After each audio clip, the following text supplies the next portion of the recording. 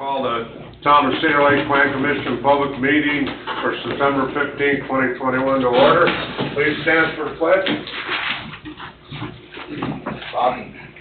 I pledge allegiance to the flag of the United States of America and to the republic for which it stands, one nation, under God, indivisible, with liberty and justice for all. Thank you. Roll call, please. Robert Carnahan. Here. John Foreman is currently absent. Richard Sharp. Here. Heather DeFauer. Present. Chuck Becker. Here.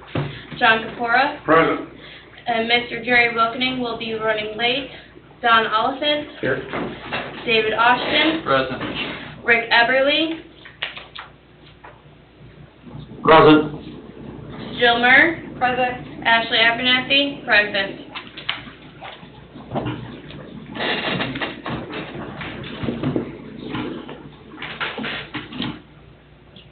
All right, we got the minutes from August 17th, 2021, Town Council Redevelopment Commission and Plan Commission joint public meeting, September 1st, 2021 work session. I need a motion to accept these. I make a motion to approve the minutes. Motion made by Mr. Sharp, I'll second. seconded by Ms. Eschauer. Roll call, please. Robert Carnahan. Yes. Mr. Foreman, absent. Mr. Sharp. Yes. Ms. DeFauer. Yes. Mr. Becker. Yes. Mr. Kapora. Yes.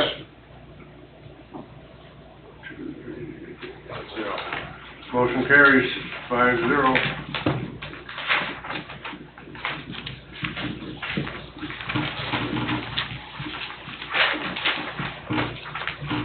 New business.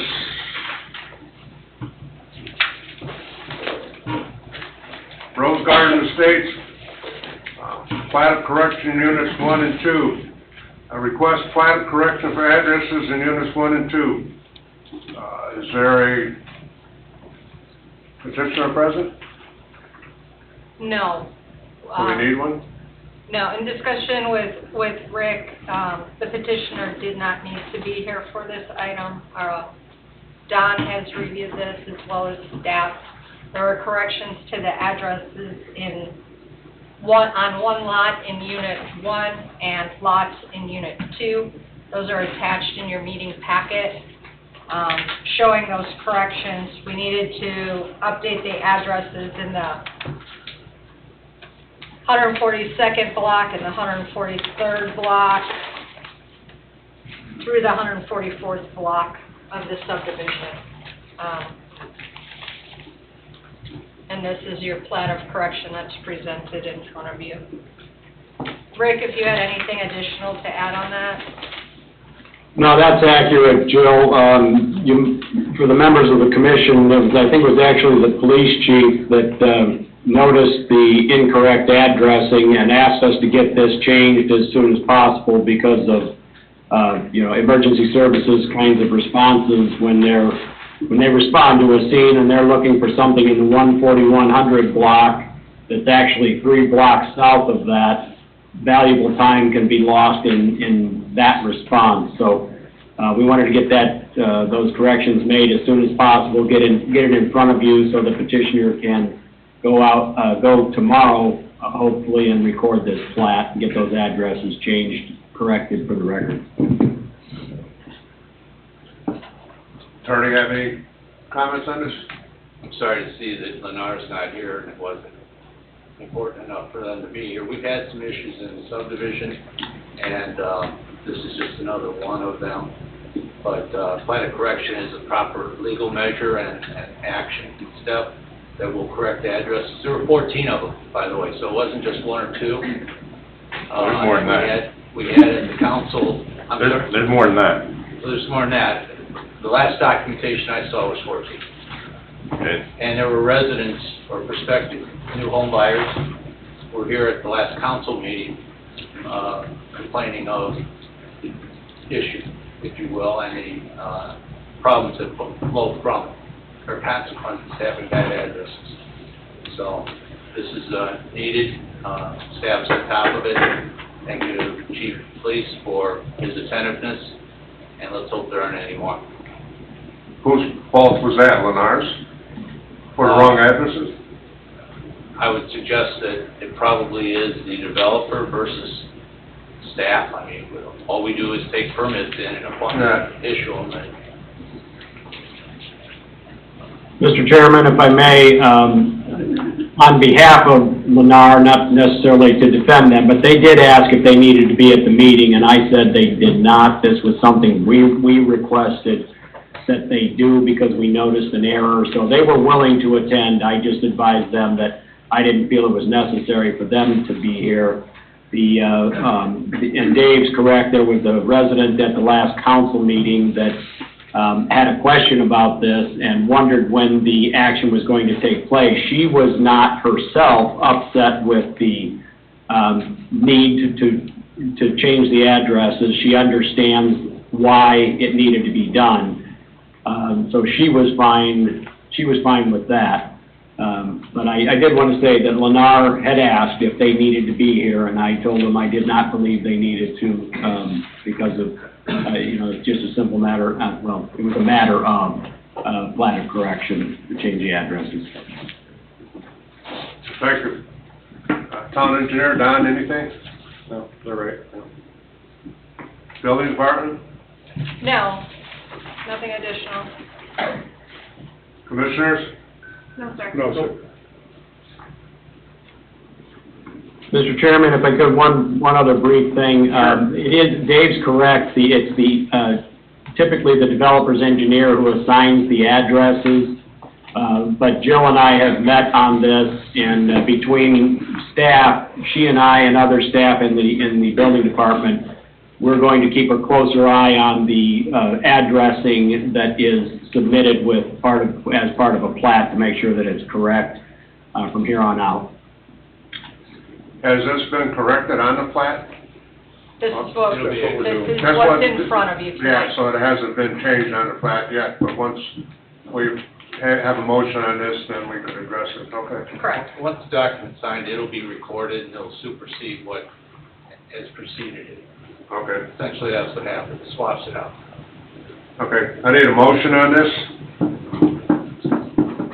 I'll make a motion to plat of correction for the addresses in units 1 and 2 as discussed.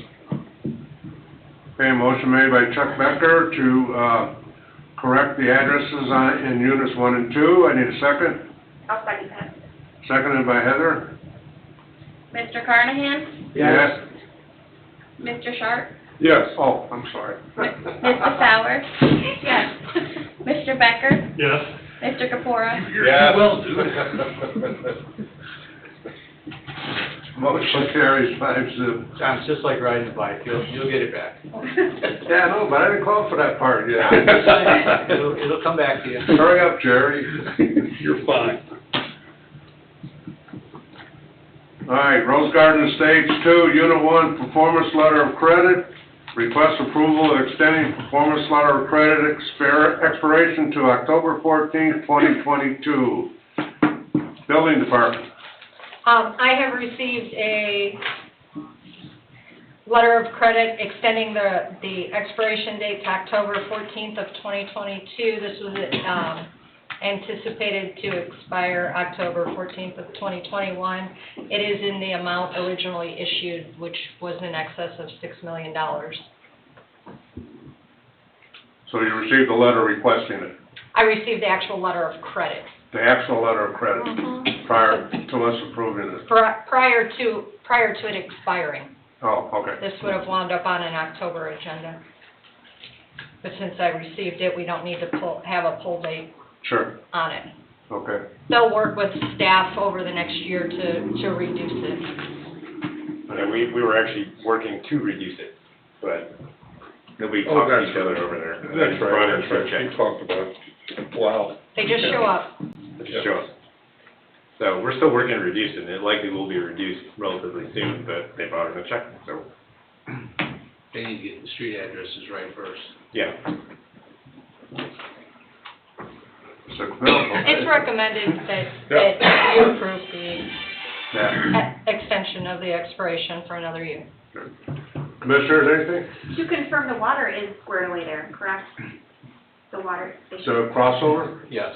Yeah, I think that's been completed, because I was without water for a couple of days. Anyone- So, yeah, you're back, right? The Yeah, connection, oh, yeah. the connection through Ledgestone, Yeah, then, right? is that what you were talking about, Heather? The loop? No, Rose Garden. Yeah. Right, from But- Rose Yeah. Garden through Ledgestone to loop it? Yeah, Right. Yes, that is It's complete. in, with the 390s and whatever else. Uh-huh. Yes, that's complete. And we have a recorded easement agreement. Anything else? Side strip's fine. through that narrow slot. Yeah, it's about 10 feet, isn't it? Yeah, it's still there everywhere else. Right, that's the next thing. Mhm. All right, now the board discussion, I need a motion. I'll make a motion to extend the performance letter of credit to October 14th, 2022, for the same amount that they had previously. Motion made by Chuck Becker, Second. seconded by Rick Sharp. Mr. President, and that is to accept the extension letter of credit Yes. we've been tendered. So that's, Yes, Thank you. so that's added to your motion. yes, that's it. Yes. Second. Okay. Roll call, please. Mr. Carnahan? Yes. Mr. Sharp? Yes. Mrs. Fowler? Yes. Mr. Becker? Yes. Mr. Capora? Yes. Motion carries. 5-0. Number 3, Rose Garden, Unit 2, Performance Letter of Credit. Approval of extended performance letter of credit expiration to December 9th, 2022. Building Department. Same description as the above. This one was set to expire in December of this year. Accepting the letter of credit in the full amount, no reductions, extending the expiration date to December 9th of 2022. What's the amount of that? 1.685 million Thank you. approximately. Yeah. For the record. So they got all Unit the same million in letters of credit. one- For the record, Unit 1 was 6.067 million.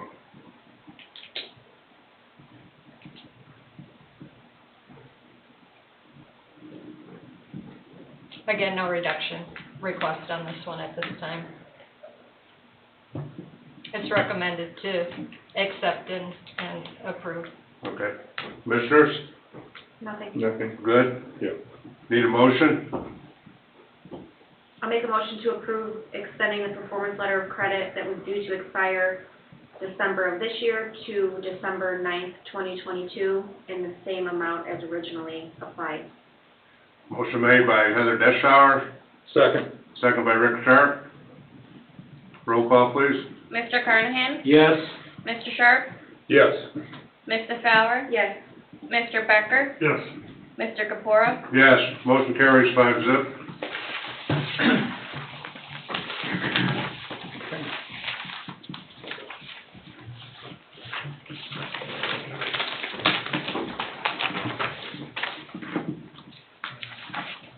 Catching up on my paperwork.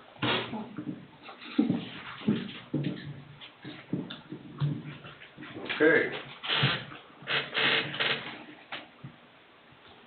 Number 4 under new business, Cedar Lake Ministries, PUD amendment, rezone, and preliminary plat.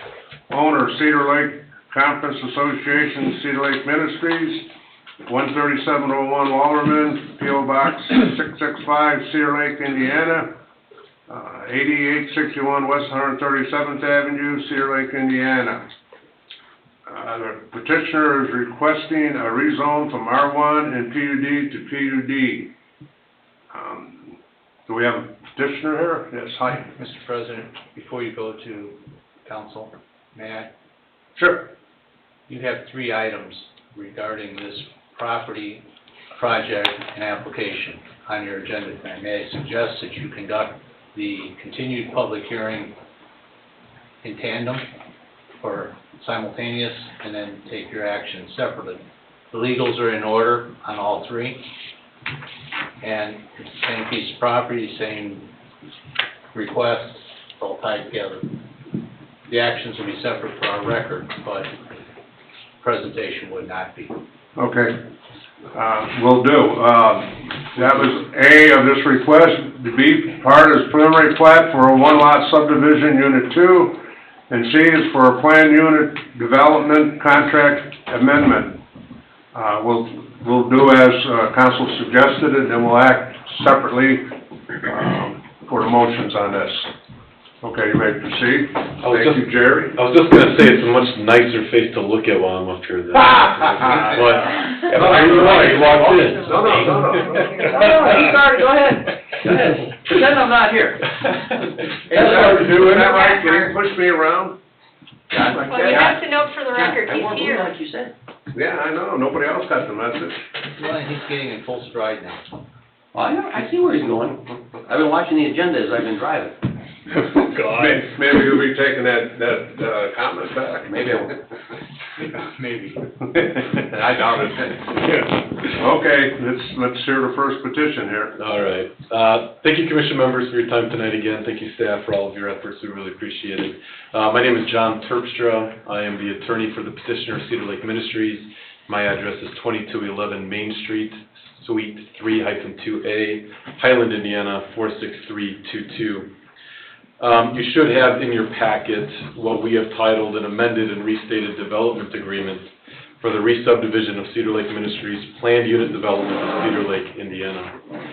This is a 2-parcel planned unit development.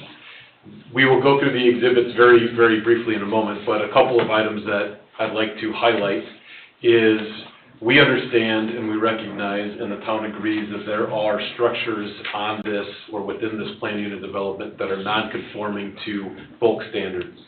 We have addressed that, and we agree that any further development of any of these properties will not be such that it increases the level of non-conformity with those bulk standards. In detailing the development standards within the document itself, which is the list in subpart 2A, I believe, we have pulled in the residential bulk standards, well, the bulk standards for residential structures, so that we are not in excess of that when the building department goes to look at whether or not the application for a building permit complies with this planned unit development.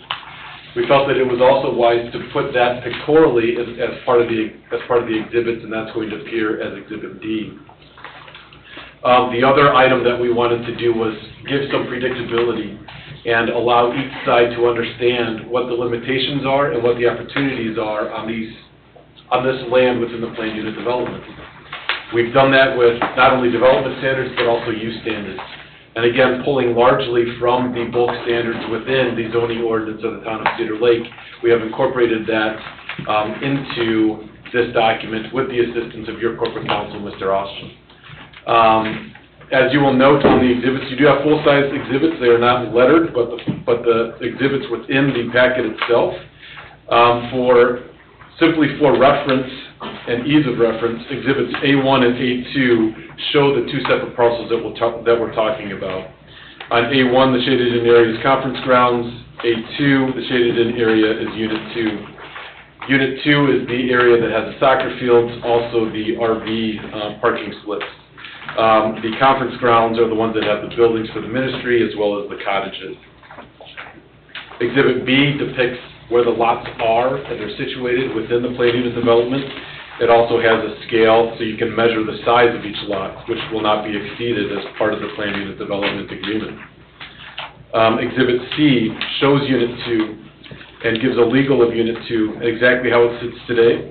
You can see the RV park there as well, which is addressed within the planned unit development, as well as the soccer fields there on the west side. Exhibit D, again, that is where we're going to find the bulk standards from your ordinance overlaid onto what currently exists on the conference grounds. That way we know where the structures are, we know how out of conformance those structures are, if they are. And the building department can simply refer to this Exhibit D to determine whether that application for a building permit complies with the terms of the planned unit development to not increase the level of non-conformity within any specific lot. Exhibit E shows the area in which we have that is, if you'll assist me on this one. That is the area where it's not exactly clear the meets and bounds and how that was pulled in, but that's the area that has now been pulled into and formalized into the conference grounds. And that is within the planned unit development itself as well. It's a 2.6 acre parcel, which is now pulled into and made a part of that planned unit development. Exhibit F, deals with stormwater management. We have aggressive dates in there, one of which expires at the end of this year, one of which comes due in the middle of next year. That is going to assist not only the conference grounds and Unit 2 within the planned unit development, but also adjacent developments in assisting in draining water away from any residence or any roadway. And then Exhibit G is simply the denotation pictorially of where the two piers are, one of which is a swimming pier, the other one of which contains boat slips, which are also contained in the planned unit development. Attorney Austin and I have tirelessly gone through this document. We have detailed as much as we can. We have developed language that we feel is mutually beneficial, not only to the ministry, but also to the town of Cedar Lake. I really commend Mr. Austin for his amenable approach to this. There are a lot of instances in which attorneys can become quite adversarial, but he and I fortunately have a very complimentary relationship with one another, and so I thank you for that, Mr. Austin. Staff as well, thank you for all of your time and effort placed into this, as well as the commission. I've been here several times, and we've had a lot of discussions. And I personally have never left here feeling like I was disrespected. I've always felt that I've been heard, and I hope that you feel the same way coming from my side as well. So with that, I will open it up to questions. If there are comments that anyone would like to make, that's good too. And then I would ask you guys to take a vote on the petition as it is before you.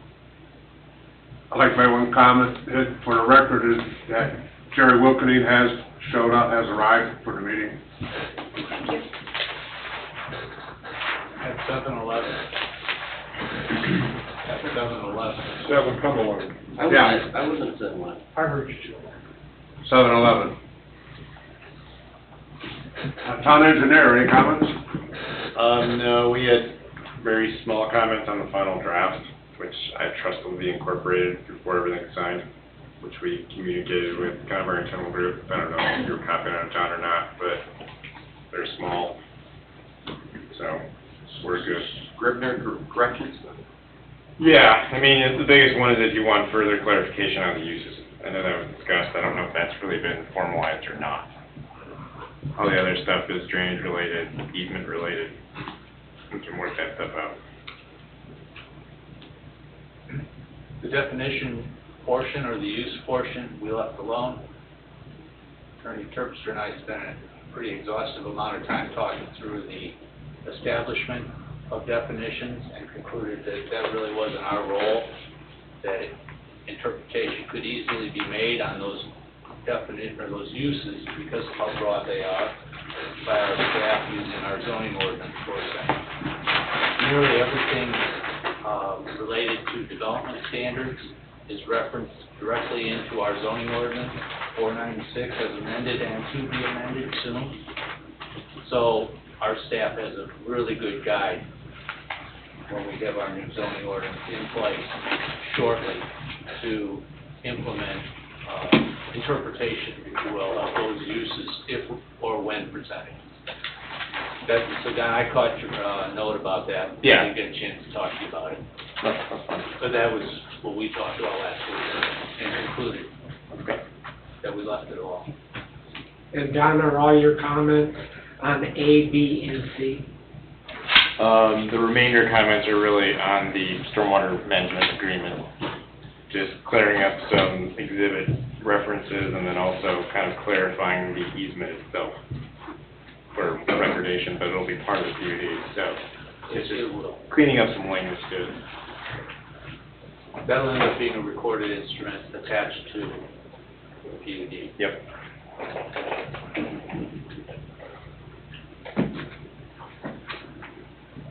Do I take the administrator separately or for all three sections after? I would suggest, consistent with how you've conducted the public hearing to this point, that you accept comments on everything together.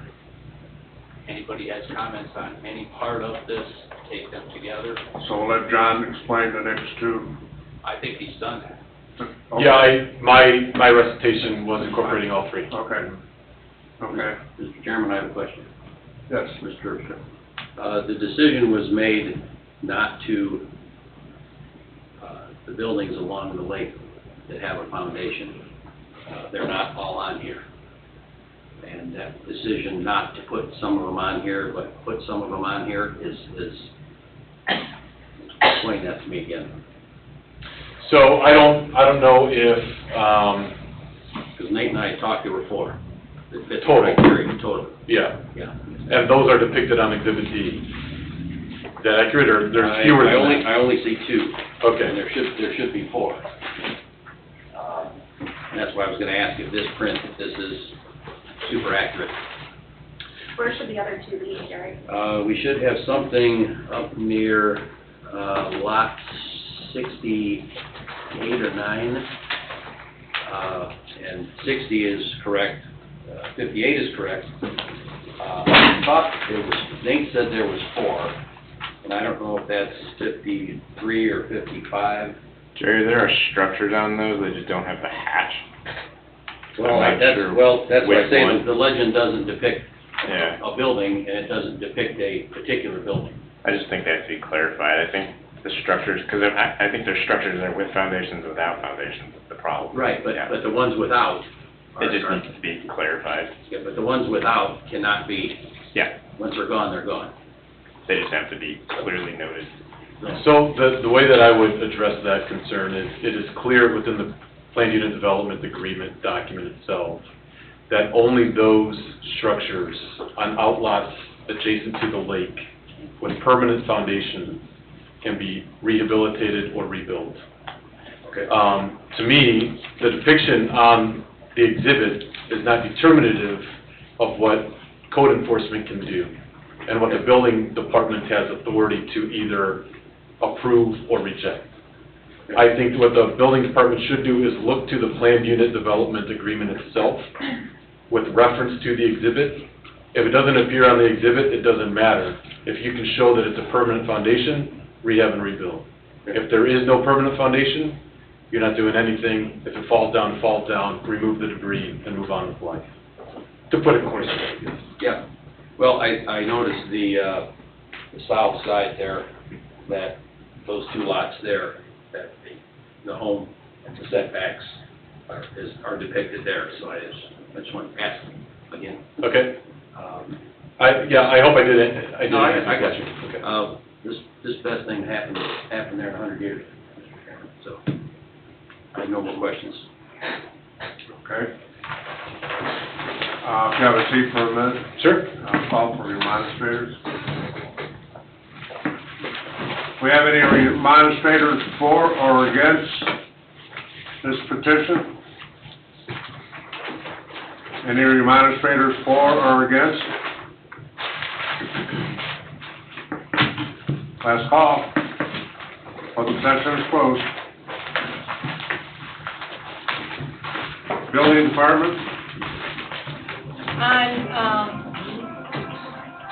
request A, this is rezoning a small residential parcel and the larger PUD parcel for Unit 2 into the PUD.